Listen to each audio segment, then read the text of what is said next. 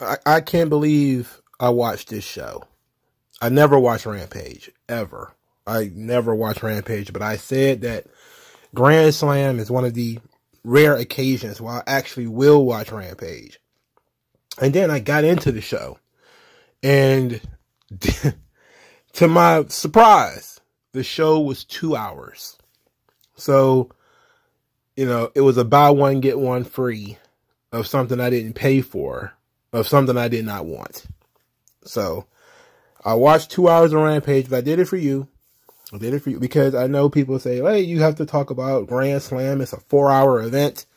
It's, 2 hours on Dynamite, 2 hours on Rampage. You can't just do half the event.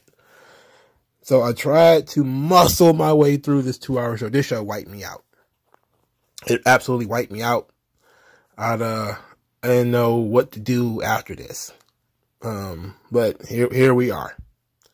Now, in terms of news and notes for Rampage, there isn't much. As a matter of fact, there's nothing at all. So I get to hurry through this. Darby Allin and Sting defeated Luchasaurus and Christian Cage. Oh my God. Sting is wrestling on Rampage. I don't know why. They're trying to get people to watch this show, I guess.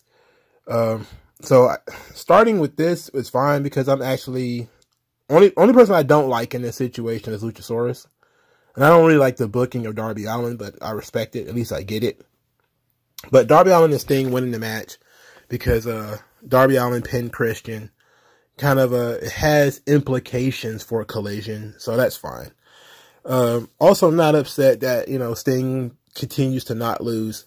But you do have to ask the question, how can Darby Allin and Sting be like this undefeated tag team and never get a tag team title match? Like, I think they're literally undefeated as a tag team. And they've gotten 0 tag team title matches. Not one. How could that be? They got to be like the only undefeated tag team in wrestling at this point. And they've never gotten a tag team title match. Very weird. The next match made me want to throw my own face in the garbage. Chris Statlander, Hook, and Orange Cassidy defeat Daddy Magic, Cool Hand, and Anna Jay. I'm not even going to lie. I probably watched the entrances, and that's it. What am I supposed to look at here? What am I supposed to watch? There's nothing here worth a damn. Here's the thing, though. Jericho Appreciation Society apparently is broken up, and yet most of the group is still hanging out with each other. Like, Jake Hager was with the former Jericho Appreciation Society, so he was still with Anna Jay and 2.0. Do they have a new name? Is it a new group? What's happening here? Did anybody explain this stuff? Is there another reason why all these people are still friends? Even though they're not together to appreciate Jericho anymore? Is it just a thing that they're doing? It feels like Anna Jay fell off a cliff when this whole Jericho thing broke up. I'm not complaining. I'm just saying that's kind of how it is. And then we got to the thing that made me want to turn my TV off, made me wish I didn't have a TV, made me wish I didn't have cable. I could have been asleep. I could have been doing anything, man. I could be, eating paint chips or whatever. QTV. Where Harley Cameron did an impression of a hot dog. And bro, these are not serious people. All right. This is a costume party for weirdos. All right. I have no earthly idea what's going on. And then I forgot John Morrison still worked there. Yeah, I forgot he worked here. So he popped out of whatever, behind a couch or whatever he was. I don't know, he slid from underneath a desk or something. And they sitting there and they have this gigantic picture of QT Marshall on the wall, a poster with some Mexican belt that he's won. And they're all patiently waiting for him to return. And I'm like, bro, they are really trying to position QT Marshall as being like the fearless leader. And you've got John Morrison being one of the guys. What are they calling him now? Johnny Rampage? What the hell are they calling this guy? But why is he stuck on this show? I forgot he was here. So he can't get on Collision? He can't get a Collision show? Ugh. Anyway, it turns out Johnny's going to end up being QT Marshall's tag team partner. For what? I don't know, and I probably will never find out. This was a disaster. What a ugly cast of characters this is. I'm not even visually ugly. Just what they got them doing is so utterly stupid that even if there was talent here, you're devaluing it. And John Morrison's got talent. You know, why he's in this position, I'll never know. But he's in this position, and it's sad. It's extremely sad. Rampage is a terrible show. My goodness. So Don Callis comes out there, and he's got Sammy Guevara. And Sammy Guevara is going to explain why he did what he did. First, he talks about how much he used to hate Don Callis, and he thought that Don Callis was trying to destroy his family. Then he realized that Don Callis was trying to show him that he never had a family in the first place. Then he said that Jericho was holding him back, and Jericho took him for granted, and so does these people. One week, it's F you, Sammy. Next week, it's I love you, Sammy. Now he doesn't care anymore. He doesn't need these people. He don't need Jericho. And said that Chris Jericho is dead to him. Sammy Guevara, still not a good promo. He's trying very hard. He was chewing that gum he was trying to be obnoxious with the gum chewing, but he's obnoxious in general, so that worked out. But Sammy Guevara just don't got it. You know, he just don't got it. In terms of charisma and personality, he's falling flat. And it's been this way for 3 or 4 years now. I don't think it's getting any better. Now, his promos have gotten smoother in terms of he's actually, you know, sounding more like himself. But in terms of what he's saying, is still very generic. His voice still kind of cracks, and his voice is still kind of weak. I don't buy what he's saying. It still feels like a performance. Whatever. So now he's buddy-buddy with Don Callis. Jericho marches to the ring. He gets beat up by Takeshita, Don Callis, and Sammy Guevara. Then Kenny Omega runs out there with a pipe because Kenny Omega likes long, hard things. And he chases off Don Callis and Takeshita with his pipe, inadvertently saving Chris Jericho. So Jericho and Omega, they stare at each other, you know, because everybody's Jamaica powers now, you know. Everybody's Ultimate Warrior and Hulk Hogan. And they're like, we touched, you know, the electricity between us. Like, not really. Not really. Later, they cut a promo where Kenny Omega said this wasn't about Jericho. This was about Callis wanting to take everything that he cares about. Then Jericho sauntered, if is probably the better word, onto the shot, saying that this is Don Callis' worst nightmare. The match he put together in Japan, turning on him. And instead of them fighting each other, they should work together. Wrestle Dream, Jericho, Omega, and Ibushi versus Don Callis and his family. Who is Don Callis gonna bring? And instantaneous. Look, I'm not cool with this. I'm not. For starters, Omega got a huge pop when he came out, which was good. And since he hadn't been on the earlier part of the show, this is the first time they had seen him all night. So this was great. That was great. The pop was good. That was the best thing about the segment. The idea that this is going to be a 6-man tag, it's almost as if these things are... I thought we were doing Takeshita versus Ibushi. That's what I thought we were doing. That looked fun. That looked like that might be interesting. It like there might be an interesting angle there that we could play up and play into and have fun with. It turns out we're leading to a 6-man tag at Wrestle Dream, which, if there is any note, there is some discussion about Wrestle Dream having really, really poor attendance. But until the show actually happens, we don't know. But folks are saying it's the lowest attendance for any AEW pay-per-view so far. We don't know that because the show hasn't happened yet. So, you know, how about we wait to see what happens with the show first and then we talk about that? But apparently the tickets are not flying off the website when it comes to Wrestle Dream. And I don't think this is going to help matters. You know, if everything is a 6-man tag, I don't understand this booking from Tony Khan where he is obsessed with 6-man tags and tag team matches, and he can't book for shit. I mean, that's going to be pretty clear in a minute as we about to really get upset about something. But A 6-man tag featuring Jericho and Omega as partners, that's not the draw you think it is. It's fine for Dynamite, but for a $50 pay-per-view, probably not. I don't know, but AEW fans, you guys are the money pit that he's reaching into. Are you guys willing to keep paying for, you know, Kenny Omega to be hidden in 6-man tags? I mean, that's up to you. I don't know. Now, here's the real kick in the balls. The Ring of Honor Tag Team Championships, which were held by Better Than You Baby, Adam Cole, and MJF. The number 1 contenders were going to be decided in a fatal 4-way match.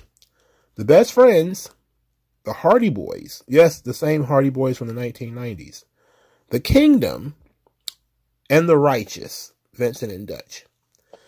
Now, if you say, well, I've been watching AEW diligently, you know, clearly the Kingdom are going to win this match because they're already in a feud with MJF and Adam Cole. The feud is already in the middle of it. It involves Roderick Strong.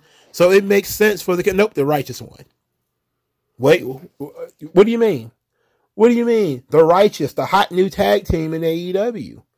The hottest new tag team in AEW with the finger snapping and the dig what I'm saying, man? Yeah. Those guys. At Wrestle Dream, it's going to be MJF and Adam Cole versus Vincent and Dutch. Not versus Mike Bennett and Matt Taven, who they're feuding with.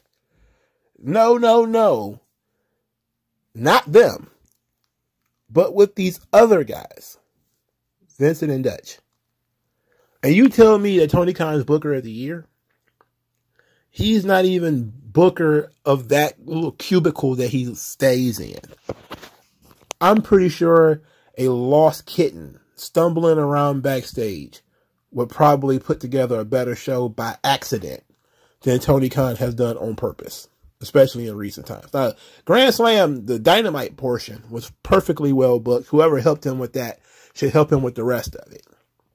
You're asking AEW fans to pay $50 for a show in which Adam Cole and MJF will wrestle guys who have only been on television twice. 2 times. And one of them is on Rampage. So that means technically to the average person, they've only been on TV once. And that's Collision. Now, some people have tried to make all the excuses in the world. Oh my God, they got good heat when they beat the Hardys on Collision. It's like, yeah, because people were pissed that the Hardys lost. Not because they were mad at the Righteous. It was that they were very, very angry that the Hardys lost. You know, they were just not happy that the Hardys lost. Vincent and Dutch, look, I have nothing against them. I just don't care about them. And then the story doesn't make sense.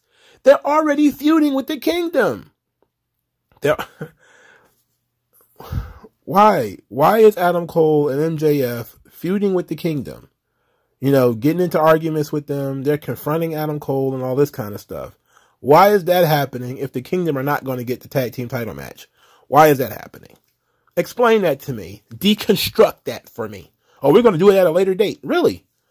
You're forcing people to pay $50 for this show. This is a $50 pay-per-view that you're building in for here. If this was a match of they're going to wrestle next week on Collision, then I would be like, okay, I guess. But this is for the pay-per-view, as far as I know. This is what I was told from Meltzer, who is disgusted by this, by the way. Rightfully so. I think we all should be pretty pissed off at the lack of storytelling. The lack of story continuity here. There's nothing between these groups. Now, let's say Adam Cole is injured. And maybe that's why you switched it. Oh, Adam Cole is injured. Maybe we can't do the Kingdom. It's like, no. As a matter of fact, if Adam Cole is injured, that is more of a reason to do the Kingdom. Because if MJF has to fight them by himself, they already have an issue with him.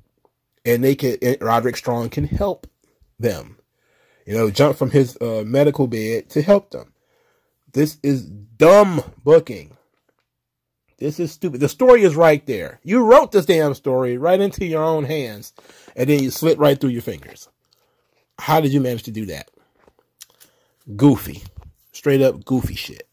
Now, Mike Santana, he's here. Santana cut a promo saying that the rehabbing from the injury was easy, but fixing what was effed up in his heart and mind was hard. And he says he's putting down anybody that gets between him and his money, him and his opportunity to feed his daughter. He's getting on that MTR tip. And for him, it's get down or lay down. So Mike Santana makes his in-ring return against Bronson of the Iron Savages. And he hit a pretty good, decent discus clothesline. I'll give him credit for that.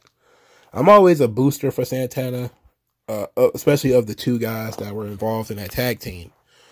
But I have to say I was not really all that impressed here. But we'll see. This is his first singles outing. We'll give him time. But speaking of which, Ortiz actually came out, and the two of them got face-to-face, Santana and Ortiz. And it seems like they're actually going to use the heat that they have built up to work against each other, which is probably the best way to keep both of them on television, if we being honest. Because how else are they going to stay on TV? I can see both of them getting lost in the shuffle, but using them against each other, them putting their differences aside and working together makes sense. You know, it's probably the easiest way for them to stay on TV. You know, because I don't see Santana, just from looking at how AEW books, being in the best position solo. You know, and Ortiz definitely is not in a good position by himself. So them putting their differences aside, being able to work together is for the best. So that's fine. Then we were treated to the Dark Order versus the Acclaimed and Billy Gunn for the Trios title. Oh my God. Oh my God. Oh. This was shit. Oh, this is shit. This is not good. Oh my God. Moving on. Sky Blue versus Julia Hart. A match for no apparent reason. Now, I actually did pay attention to this because I was like, I'm interested in which direction they would go in here. Sky Blue seems to be somebody they push a lot, but she's mostly a frequent jobber. Julia Hart doesn't wrestle that often, and Julia Hart wins the match. But more importantly, Julia Hart was positioned as being sort of the better of the two. For starters, she is a better character. That's without a doubt. I'm sure you saw the clip of Julia Hart utilizing the superplex, and then she dangled from the top rope, and then, you know, very smoothly came down into a moonsault. It was very cool. But there's no aggression in either offense. Like, Sky Blue punches don't look legit. She throws 1,000 of them, especially since they're elbow strikes. They really don't look good. Julia Hart had one point in time where she was throwing punches at Sky Blue's head, but you could clearly tell there was no sting at all behind them, and there was very little contact being made. Look, I know wrestling is a show, yada yada yada, but these girls with no intensity, like I did a video before, you know, pretty girl, no personality, and it still applies when it comes to Sky Blue. Gorgeous girl, personality zero, none. Julia Hart is actually working her character pretty well in terms of being mysterious, being weird and haunting and all that kind of stuff. She fits. The issue is now that she has to portray intensity like she's, you know, serious. And she's halfway there, I think you could say. Because there's no mustard behind anything that she does, it's kind of hard to get into that mode that she's a destroyer. Plus, she's small as hell. She's small. Her arms are skinny. It's hard to get into the belief that she's a really good fighter, which is why I think they should move her more into the trickster mode, where she kind of does underhanded things to get an advantage, rather than overpowering anybody or being technically better. If she pulled, like, I don't want to say spells, but You don't even need to go that far. You could do like eye pokes, you know, eye rakes, or, you know, biting, you know, stuff like that, in order to come across as being small and vicious. Like, she'll do anything in order to survive. That would actually, you know, get her over more, I think, because the idea that she's mysterious and you never know what she's going to do, she doesn't show that much in the way of emotion, but she can't do aggression.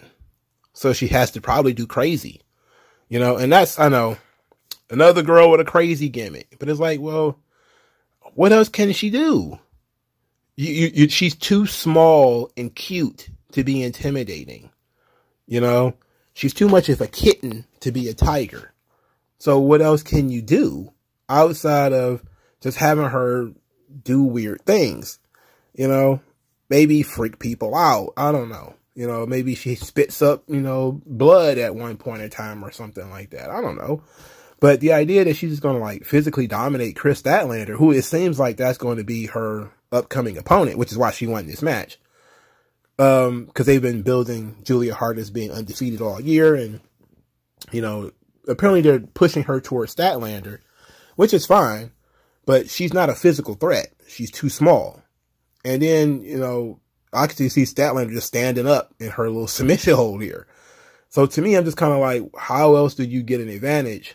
You're going to have to go back to tried and true traditional heel stuff, which is outside interference, eye raking, you know, spitting things in people's faces, you know, mist or whatever, and you're throwing powders or whatever. You know, that I think would probably be a much better usage of Julia Hart if she was more like a Mr. Fuji. You know, she's supposed to be like a witch anyway, so maybe she should have like some powders or some liquids or something like that she throws in people's faces.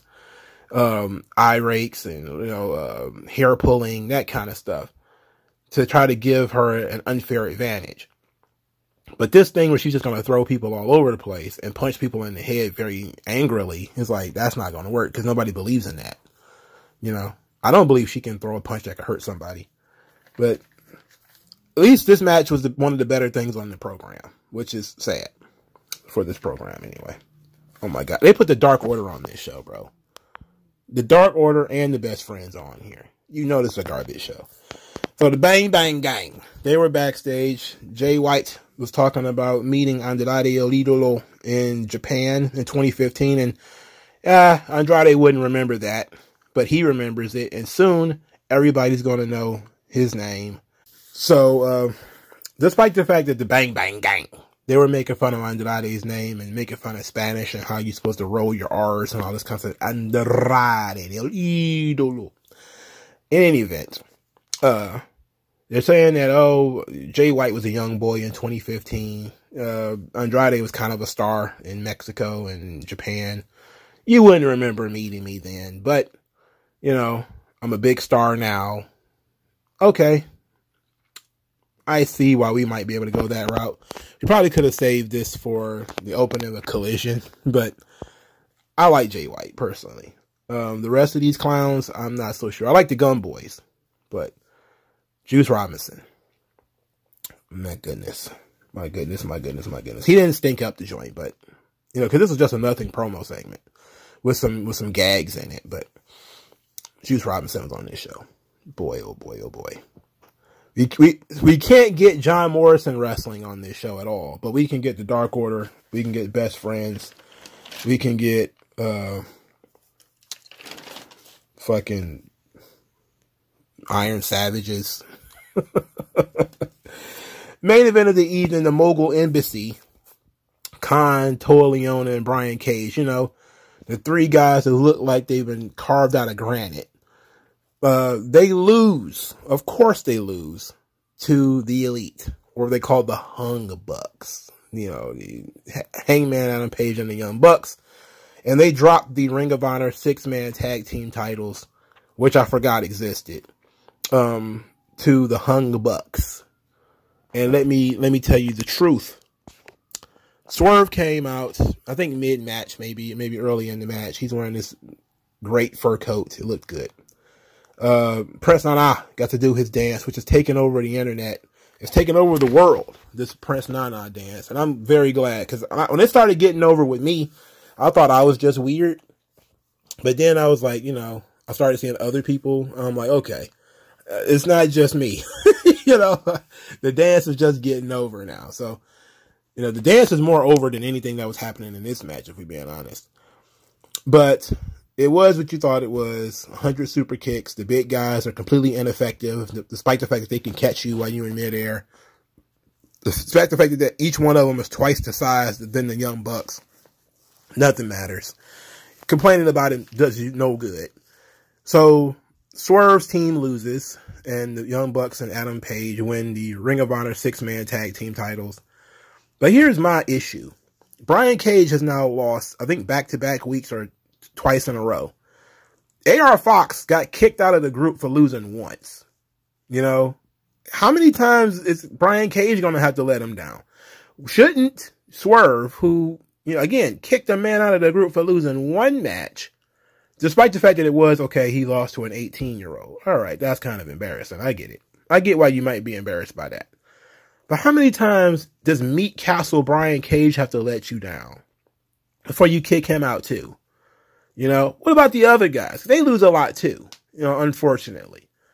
You know, you have to ask the question that once you have this sort of zero tolerance, you know, we're going to set the standard, we're going to start kicking people out for being losers, then how are these guys still around? You know, these guys stood no fucking chance in this match. But whatever. Swerve is just happy that he didn't go back to Hit Row and get fired again. Look, I like Swerve. Prince Nana is funny. Those two are great. Look, Khan and Toa Leona, I feel bad for them because they're stuck in AEW. And look, I'm not even gonna hold you up. WWE does not seem to care about big, charismatic guys either, who look the part.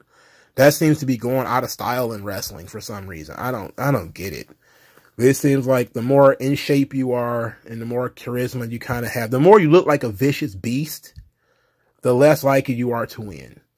You know, because you got Julia Hart, who is like 5'5", 120 pounds, if that, and they're trying to position her as being what fucking Toa Leona is. You know, like it's not the same thing. Like, that dude is huge and massive, and he will destroy stuff if you let him. That's what wrestling was built on, you know? But, man, it is what it is. I long for the good old days of big guys wrestling and, you know, small women being outside the ring. But I'm just a misogynist. Anyway. Rampage was awful. What an awful, awful, awful, unmitigated disaster of a show this was. Never again. Not watching Rampage again. And I really have seen my fill of AEW for the week, if we being honest. I'm probably going to struggle through Collision. Probably because I want to see Danielson versus Starks, but my goodness. I really am full of AEW already. I really don't want no more. I really don't want any more. But I'm going to punch through if I got time. If I can, I'll punch through. But let me know what you guys thought of AEW Grand Slam Part 2, the Rampage edition. And I'll talk to you guys later.